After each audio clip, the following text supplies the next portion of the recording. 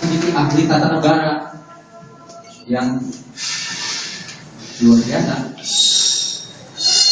sudah bisa menyampaikan dalam mukadimah pidato bahwa sidang ini adalah sidang antara pasangan yang menggugat, ya, yang mengadu, namanya istilah dalam persidangan DKPP itu pengadu dan teradu, selain itu bukan pelapor dan terlapor. Kalau pelapor terlapor MK, atau penuntut dan tersangka, itu urusan kejaksaan, kepolisian, ya, itu kriminalisasi atau UHAK. Jadi karena yang pengadunya itu dua pasangan calon, yang teradunya itu penyelenggara pemilu, kata Pak Profesor Jibli nih Bang, tolong jangan kait-kaitan dengan pasangan yang lain, gak ada hubungannya. Yang kedua, sidang di KPP itu bukan berkenaan kaitan dengan ditafsirkan kepada yang lain-lain, karena ini adalah sidang etik, ya, sidang etik. Maka nanti putusannya ya, jangan pakai akal sehat. Nah, ini terjadi ketika dulu belajar ngaji, ya. Al-Quran itu kalau dipikirin kita gila semua orang kan. Masa kita nggak pernah ketemu Nabi Muhammad disuruh sholat sana kemari. Jadi kata Pak Jibli, nanti putusannya tinggal dilaksanakan saja oleh KPU. Karena KPU terikat oleh undang-undang. Kalau undang-undang tidak ke Quran, terikat Quran. Mana ayatnya? Pasalnya 123 Undang-Undang Nomor 15 tahun 2008 tentang penyelenggara pemilu, ya, angka 13, bahwa putusan DKPP itu wajib dilaksanakan oleh siapa? Oleh KPU, oleh Bawaslu, ya, baik provinsi maupun pusat, kabupaten kota, oleh PPK, oleh semua wajib. Kalau tidak dilaksanakan, itu dipidana KPU-nya. Jadi kalau ada pertanyaan di belakang, kenapa mau melaksanakan? Ya, kitanya sehat kok, saya nggak mau dipidana karena undang-undangnya juga jelas memerintahkan kita wajib melaksanakan putusan DKPP. Tapi karena masyarakat banyak bertanya, Pak, ini putusan DKPP nggak masuk akal. Dijawab oleh Pak Jibli waktu sidang terakhir, putusan DKPP bukan untuk ditafsirkan. Saya ingat dulu Pak Kiai, saya kadang-kadang bersyukur sama orang tua itu pernah sekolahin ke madrasah. Oh iya ya. Jadi karena tidak boleh ditafsir, berarti kita ya kategorinya suruh taklid kan? Yang ikut aja gitu. Ikut saja sudah. Karena itu sudah urusan hakim DKPP. Walaupun menyebutkan di putusan DKPP tidak merugikan, ya, tetapi tidak merugikan itu jangan ditafsirkan, menurut saya rugi. Nah, itu kan tidak merugikan, artinya pasangan yang duluan sudah ditetapkan tidak dirugikan dengan putusan DKPP karena memulihkan. Menurut Undang-Undang Penyelenggara Pemilu, DKPP fungsinya kan memulihkan hak konstitusional. Siapa? Ya pasangan, ya bisa caleg. Dipulihkan, pulihkannya yang tadinya dicoret dipulihkan, pulihkannya ditetapkan. Karena DKPP yang menetapkan, ya sudah, mereka harus ditindaklanjuti oleh putusan KPU, ditetapkan. Tetapi putusan KPU menetapkan itu tidak boleh merugikan pasangan yang sudah ditetapkan. Kita nanya begitu selesai sidang, Pak gimana itu sih? Kamu ini gimana? Ya tidak merugikan itu yang 3 ya sudah, nomornya sudah nggak usah diketik, apa usah ketik. Sekarang tinggal lanjutkan yang 2. Jadi jumlahnya 5 ya. Selesai. Itulah tafsir yang benar Pak. Jadi tafsir ditanya itu sama pembuat undang-undang, bukan oleh harus nanya dong sama kita.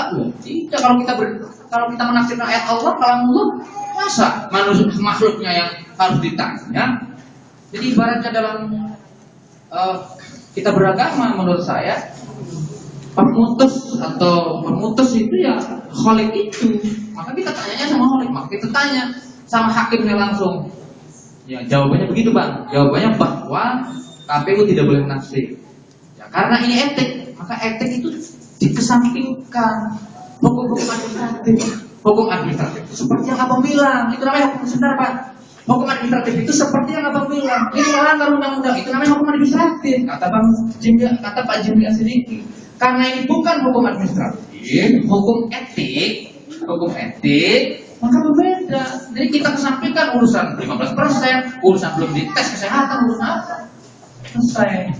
Maka tugas kita sebagai warga yang taat hukum yang melaksanakan.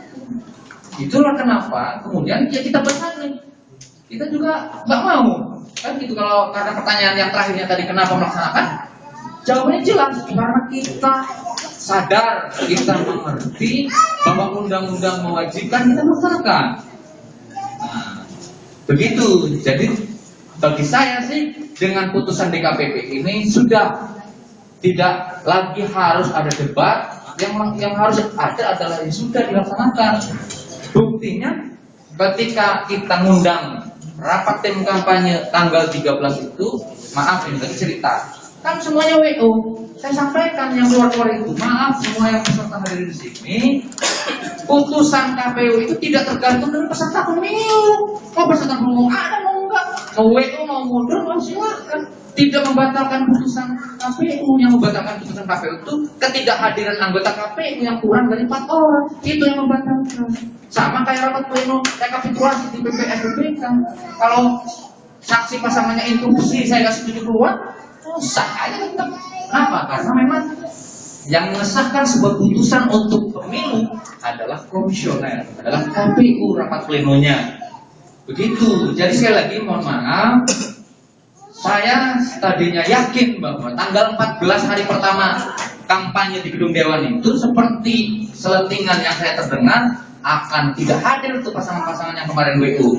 Alhamdulillah hidayah Allah akhirnya menyadarkan kita semua ya hadir. Karena sekali lagi ya bagi saya sebagai penyelenggara pemilu, kalau ditanya secara perasaan, kalau ditanya secara akal sehat sama seperti Bapak Ibu sekalian.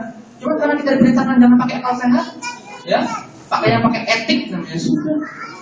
Kita pun kemarin, jangan dulu bang, kita pun kemarin minggu yang lalu, Jumat yang lalu, karena kita diminta laporan kepada DKPP, kita laporan sambil ngadu lagi, ya Allah DKPP, kita ini udah, aduh remek dah kita ini, capek batin kita ini, gimana ini?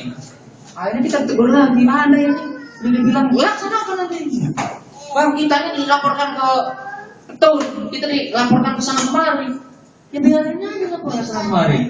Karena menurut Undang-Undang Penyelenggara Pemilu, putusan DKPP itu final mengikat. Ditafsirkan di penjelasan undang-undangnya. Final mengikat itu apa artinya? Ya sudah berakhir terakhir. Sedangkan putusan lainnya itu masih bisa digugat ke lembaga peradilan manapun. Kayak MK itu kalau sudah putus sudah. Walaupun nggak suka orang, pilkada ulang, tangsel itu. KPU kan tidak berbuat, yang berbuat di birokrasinya. Tetap aja yang salah KPU, suruh pilkada ulang. Kalau pakai akal sehat nggak masuk akal. Oh kita tidak salah, tapi hukumannya menerima ke kita. Padahal yang melakukan pelanggaran itu birokrasi, yang bukan penyelenggara pemilu. Tapi oleh hakim MK, ini kagak benar. Pilkada tangsel ulang. Apa kata masyarakat? KPU-nya benar. Tuh, saya menjadi KPU menangis dalam kamar kecil ya Allah.